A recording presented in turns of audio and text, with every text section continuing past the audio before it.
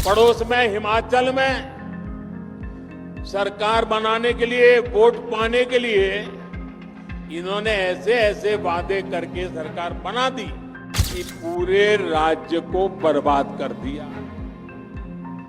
आज वहां छोटा सा राज्य, हर कोई सड़क पर है, कर्मचारियों को सैलरी नहीं मिल रही है। भारतीय जनता पार्टी से ये पूछा जाना चाहिए था, क्या यह सत्य नहीं है कि आपने प्रदेश के खजाने को लुटाया है? 1.5 वर्ष में हिमाचल का बंटाधार सुक्खू सरकार ने किया है। कांग्रेस को पता ही नहीं सरकार चलानी कैसे है। बात को देख करके हम हरियाणा में बात करने भी जा रहे हैं, जम्मू कश्मीर में भी बात करने जाएंगे आने वाले समय में। नमस्कार, आपका स्वागत है। आप देख रहे हैं समाचार फर्स्ट और मैं हूं आपके साथ पंकज पंडित। चुनाव भले ही हमारे दो पड़ोसी राज्यों जम्मू कश्मीर और हरियाणा में हो रहे हो, लेकिन चर्चा वहां सबसे ज्यादा हिमाचल की हो रही है। जिस तरह आप लोग जानते हैं कि हिमाचल प्रदेश के आर्थिक हालात पिछले काफी समय से पूरे के पूरे नेशनल मीडिया में सुर्खियां बने हुए थे और अब ये सुर्खियां कहीं ना कहीं चुनावी मुद्दे में भी तब्दील होती जा रही है। इस मुद्दे को लेकर एक तरफ जहां भाजपा हमलावर है, वहीं कांग्रेस के लिए भी ये मुद्दा परेशानी का सबब बनने जा रहा है। सबसे बड़ी बात तो ये है कि हमारे देश के प्रधानमंत्री नरेंद्र मोदी अपनी जनसभाओं में खुलकर हिमाचल प्रदेश की हालात पर चर्चा कर रहे हैं और साफ संदेश दे रहे हैं कि पहले आपको अपने पड़ोसी का हाल देखना चाहिए, यानी हिमाचल प्रदेश का हाल देखना चाहिए। साथियों, आपके पड़ोस में हिमाचल प्रदेश है। वहां 2 साल पहले कांग्रेस की सरकार बनी, लेकिन आज वहां क्या स्थिति है? हिमाचल का कोई भी नागरिक खुश नहीं है।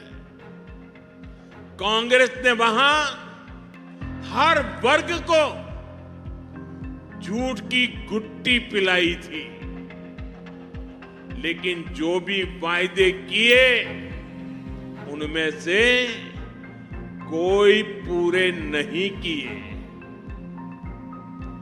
आज सरकारी कर्मचारियों को वहां अपने हक की सैलरी के लिए हड़ताल करनी पड़ रही है। कर्मचारियों को डीए मिल नहीं रहा। मुख्यमंत्री और मंत्रियों तक को सैलरी छोड़ने का बाद दिखावा करना पड़ रहा है। हिमाचल में नौजवानों की भर्तियां नहीं हो रही हैं। स्कूल कॉलेज बंद करने की नौबत आ गई है। वहां कांग्रेस ने महिलाओं को 1500 रुपये देने का वायदा किया था। हजारों महिलाएं आज भी इस पैसे का इंतजार कर रही है। हिमाचल में बिजली, पानी, पेट्रोल, डीजल, दूध सब कुछ कांग्रेस ने महंगा कर दिया है।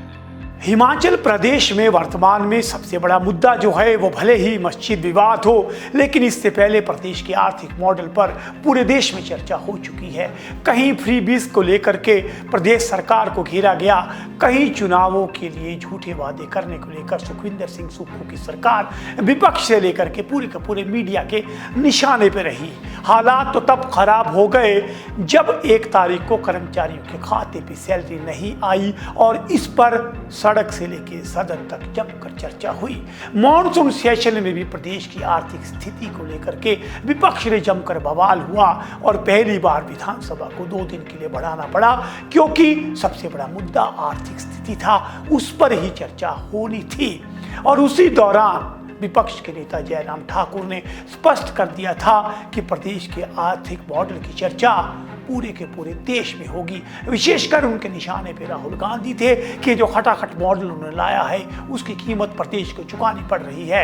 आइए सुनाते हैं आपको जयराम ठाकुर का यह बयान। को दिल्ली से फरमान आया मेरी जानकारी के मुताबिक कि आप रोना रो रहे हैं, हर बार रो रहे हैं, हर जगह कह रहे हैं कि हिमाचल आर्थिक तंगी के हालात में गुजर रहा है, बहुत बड़ी परिस्थिति खराब बनी है। ये मत बोलिए। हरियाणा का चुनाव है, जम्मू कश्मीर का चुनाव है, इसके बाद महाराष्ट्र का चुनाव है और उसके बाद उधर का चुनाव है, क्या नाम, झारखंड का चुनाव है। तो आप हमारी हालत खराब करेंगे। जो खटाखट करने वाली जो बात कही थी राहुल गांधी ने, जो गारंटियों की, उसका जो है पर्दाफाश हो गया हिमाचल प्रदेश में। और इस बात को लेकर के हम हरियाणा में बात करने भी जा रहे हैं, जम्मू कश्मीर में भी बात करने जाएंगे। आने वाले समय में पूरे देश के सामने हिमाचल की जो स्थिति के कारण जो है राजनीतिक स्थितियां बड़ी स्पष्ट हो जाएगी। बाकी राज्यों में जिस तरह से खटाखट करके झूठे वादे किए जाते हैं, झूठी गारंटी देते हैं। आपको बता दूं कि जम्मू कश्मीर चुनाव में जयराम ठाकुर को भी स्टार प्रचारकों की सूची में शामिल किया है। अतिशीघ्र वो हरियाणा और जम्मू कश्मीर में चुनाव प्रचार करेंगे और उन्होंने पहले स्पष्ट कर दिया है कि इन दोनों राज्यों में प्रदेश की आर्थिकी मुख्य मुद्दा रहेगा, जिसको लेकर के जनता के बीच में उठाया जाएगा। मात्र जयराम ठाकुर ही नहीं बल्कि प्रदेश की एक और भाजपा के बड़े नेता, पूर्व केंद्रीय मंत्री व सांसद अनुराग ठाकुर भी इस मामले पर जमकर राजनीति कर रहे हैं और हर जगह कहीं ना कहीं सुक्खू सरकार को निशाने पे ले रहे हैं। उनका मानना है कि यह सरकार पूरी तरह से आर्थिक व्यवस्था को संभालने में नाकाम रही है। आइए आपको दिखाते हैं अनुराग ठाकुर का ये निशाना। 1.5 वर्ष में हिमाचल का बंटाधार सुक्खू सरकार ने किया है। कांग्रेस को पता ही नहीं सरकार चलानी कैसे है। बड़े बड़े वायदे झूठे कर दिए थे, आज वो वायदे पूरे करते दिख नहीं रहे और सरकार की माली हालत इतनी खराब हो गई कि सरकारी कर्मचारी और पेंशनर्स को एक एक हफ्ता अपनी तनख्वाह का इंतजार करना पड़ता है। और बोझ ये पड़ा कि जब इनकी सरकार बनी कांग्रेस की, बढ़ते ही इन्होंने 2 बार पेट्रोल और डीजल पर टैक्स बढ़ा दिए और अब ये सेस लगाने वाले दूध के नाम पर और पर्यावरण के नाम पर, यानी कि बिजली उपभोक्ताओं को अब ज़्यादा पैसा देना पड़ेगा। मिल्क सेस और एनवायरनमेंट सेस के नाम पर कोई ना कोई बहाना ढूंढकर जनता की जेब में से पैसा निकालने का काम कांग्रेस की सरकार कर रही है और जनता पर बोझ डाल रही है। अब जिस तरह से भाजपा ने 2 चुनावों में हिमाचल प्रदेश की आर्थिकी को बड़ा मुद्दा बनाया है, वहीं कांग्रेस कहीं ना कहीं परेशानी के सबब में फंसती नजर आ रही है। हालांकि सुखविंदर सिंह सुक्खू का स्पष्ट कहना है कि प्रदेश की आर्थिक स्थिति बिल्कुल ठीक है, सिर्फ वित्तीय अनुशासन लाने के लिए हम लोग ये काम कर रहे हैं। उन्होंने कहा कि पिछले सालों में जिस तरह से भाजपा का कुशासन था और आर्थिक कुप्रबंधन था, उसकी कीमत आज कांग्रेस सरकार को चुकानी पड़ रही है। उस भारतीय जनता पार्टी से ये पूछा जाना चाहिए था, क्या यह सत्य नहीं है कि आपने प्रदेश के खजाने को लुटाया है? क्या यह सत्य नहीं है कि आपने बिजली को फ्री कर दिया? और क्या यह सत्य नहीं है कि ताज होटल, वाइल्ड फ्लावर होटल और जो करोड़ों रुपया टैक्स देते हैं 3 स्टार होटल, उनको 1 रुपया प्रति यूनिट बिजली की सब्सिडी दी है? इससे क्या हुआ? 2200 करोड़ रुपया हमें बिजली बोर्ड का देने के लिए हो गया, क्योंकि हमने एश्योरेंस दी कि हम सरकार 2200 करोड़ रुपया देगी चुनावों से पहले, और 2200 करोड़ रुपया हमें बिजली बोर्ड को देना। अगर हम 2200 करोड़ बिजली बोर्ड को नहीं देंगे तो उनकी सैलरी और पेंशन पर भी संशय खड़ा हो जाएगा। पानी माफ कर दिया गया, मतलब ताज वाला भी पानी का कोई बिल नहीं देगा, आपका वाइल्ड फ्लावर हॉल का भी कोई बिल नहीं देगा, आपके जितने होटल है उनका कोई बिल नहीं आएगा। ये सब कब किए गए? क्या ये सत्य नहीं है? ये सब चुनावों से पहले किए गए। फिर हमारी बहनें थी, अगर हमारी बहनें सरकारी कर्मचारी है और बस में अपना बिल देना चाहती, इन्होंने कहा 50% महिलाओं को भी बस किराए में छूट दे दी गई। फिर क्या किया? 3 रुपये बैठ के डीजल सस्ता करने के लिए इन्होंने वो भी माफ कर दिया। जो राज्य रेवेन्यू सरप्लस 2018-19 में था, जिस समय सरकारी कर्मचारियों की डीए की लायबिलिटी दी जानी चाहिए थी, डीए का एरियर दिए जाना चाहिए था, उस लायबिलिटी को और डीए के एरियर को सरप्लस होकर भी नहीं दिया गया और हमारे पास छोड़ दिया गया। हमने पहले स्तर पर 75 साल से ऊपर के सभी पेंशनधारियों के एरियर को 2 स्टेजेस में बांटने की बात की है।